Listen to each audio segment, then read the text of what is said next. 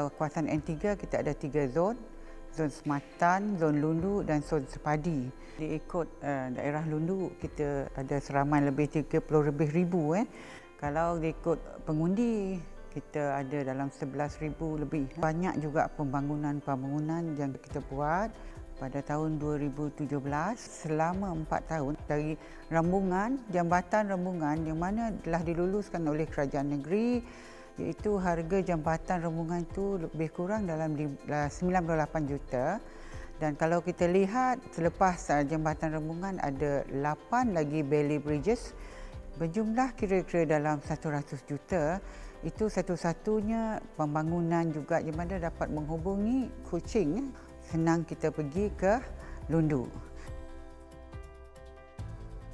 Sudah semestinya kita hendak pergi ke laut. Teluk Melano dah siap pada tahun 2017.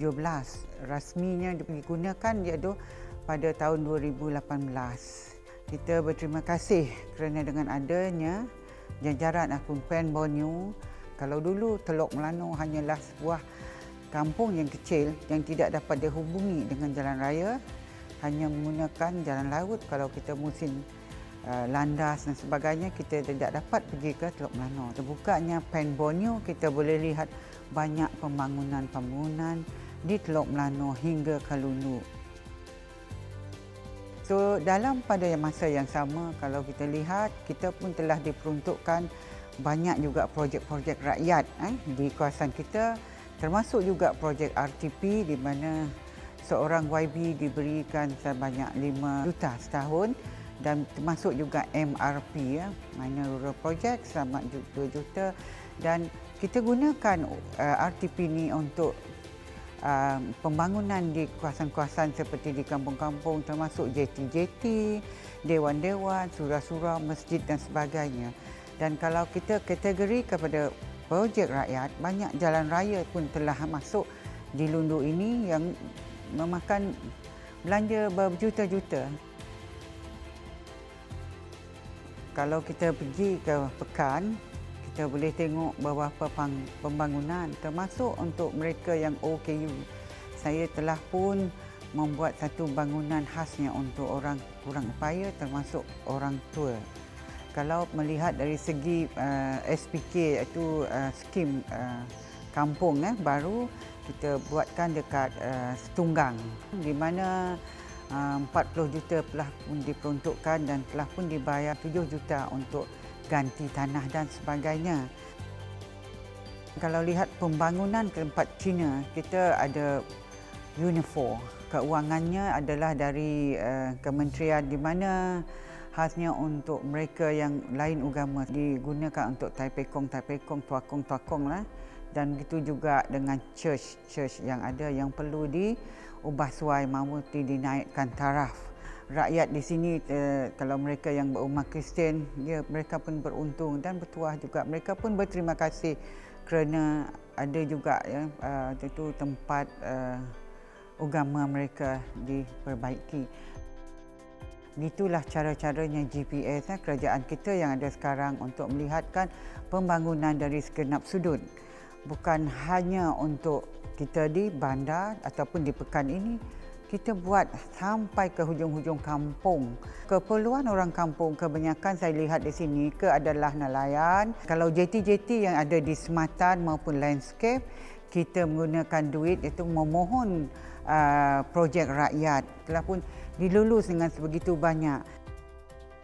Teluk Melano, kita lihat bahawa itulah tempat kunjungan turis. Saya memohon untuk supaya masjid dibuat di Teluk Melano dengan ongkosnya dalam 5 juta.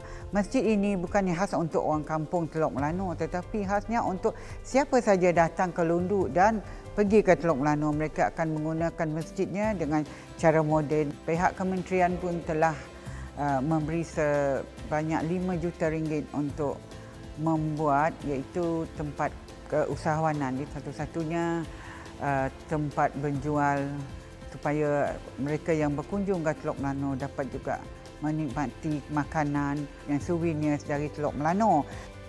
Sudah tentunya saya ingin pendidikan sini dipertingkatkan untuk memperbaiki dan menambahkan lagi keadaan-keadaan sekolah yang daif di kawasan kita, memudahkan untuk mereka mengadakan sekolah tahfiz ataupun bagi yang ingin hendak membuat tuition. Saya ingin Lundu mempunyai beberapa tempat yang halal hub. Pantai-pantai di sini, pantainya di Pandannya, di Puguknya, Sematannya, Teluk Melanonya dan begitu indah dan cantik. Pantainya bersih. Satu yang paling saya takut adalah untuk mencemarkan alam sekitar kita di kawasan kita yang sudah menjadi satu tempat riadah yang tercantik. Dan satu lagi, kalau kita lihat di sebelah sana, bangunan Sentex yang mana telah pun dilulus oleh Tok Nan masa beliau lagi hidup sebagai Yang Amat Berhormat Ketua Menteri, sokongan yang padu daripada Yang Amat Berhormat Abang Jo, kita lihat bahawa Sentex kita telah pun siap. InsyaAllah banyak pembangunan yang akan datang di sini dari pusat pentadbiran dan sebagainya. Inilah rasa saya Lundu. Sudah tentu tempat ini menarik. Bak kata Tok Nan, if you love Sarawak, then you protect Sarawak. Saya sayang Sarawak. I love Sarawak.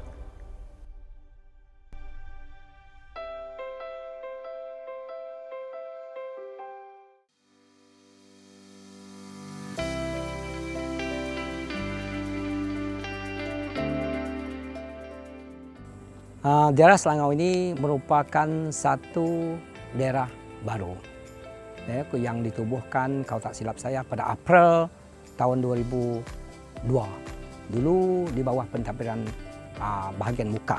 Selangau dijadikan ataupun dinaik tarafkan menjadi daerah penuh, iaitu di bawah pentadbiran bahagian Sibu. Banyaklah pembangunan yang telah dirancang oleh kerajaan, khususnya yang melibatkan kemudahan asas.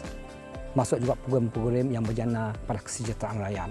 Selangau ini terletak di tengah-tengah ataupun gateway kepada Sibu, Bentulu, Muka dan projek Puan Borneo sekarang. Siap nanti sepenuhnya sudah tentulah memberi kemudahan dan faedah manfaat kepada seluruh penduduk khususnya di daerah Selangau.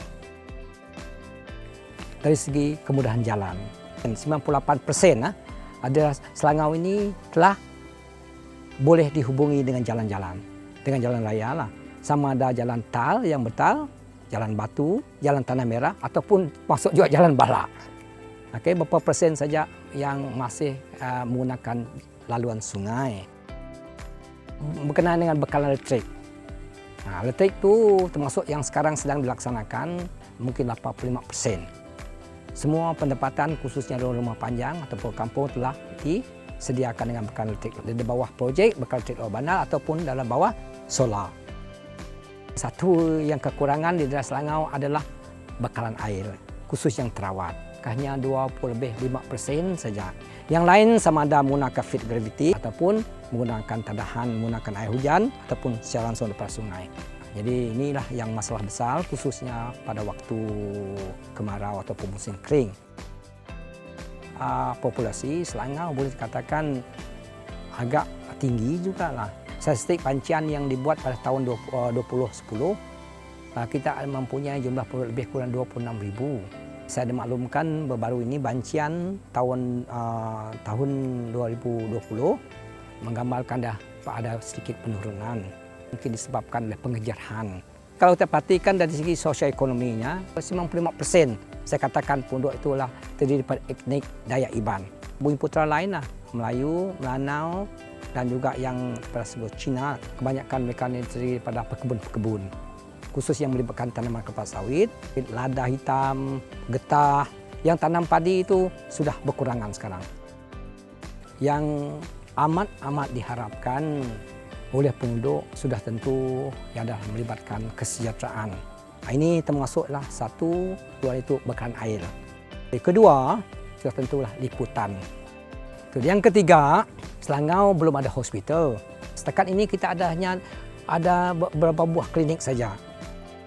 Di Selangau ini, setakat ini kita hanya ada pusat Giat Mara saja. Di sini kita hanya dapat satu sekolah menengah, iaitu SMK Ulu Belengian. Kita akan mendapat satu lagi sekolah, iaitu sekolah menengah Selangau. Selangau ini dikelilingi banyak estet-estet ladang, khususnya melibatkan ladang kelapa sawit. Harapan daripada pusat belia kalau dapat kerajaan untuk membina satu institut yang melibatkan latihan mengenai peladangan. Kita melatih lepasan sekolah kita atau anak muda kita sebagai pekerja yang mahir. Kebanyakan anak kita ini belajar di tempat lain lah, setiada kolej komuniti di sini. Untuk di Selangau, kebanyakan tanah itu masih di bawah kategori NCR, tanah hak adat Bumi Putra. Selaras dengan dasar kerajaan sekarang di bawah Seksyen 6 yang melibatkan beberapa buah pemerintah kawasan Tamin, kawasan Sekuau, kawasan Pesiung dan beberapa kawasan yang lain juga.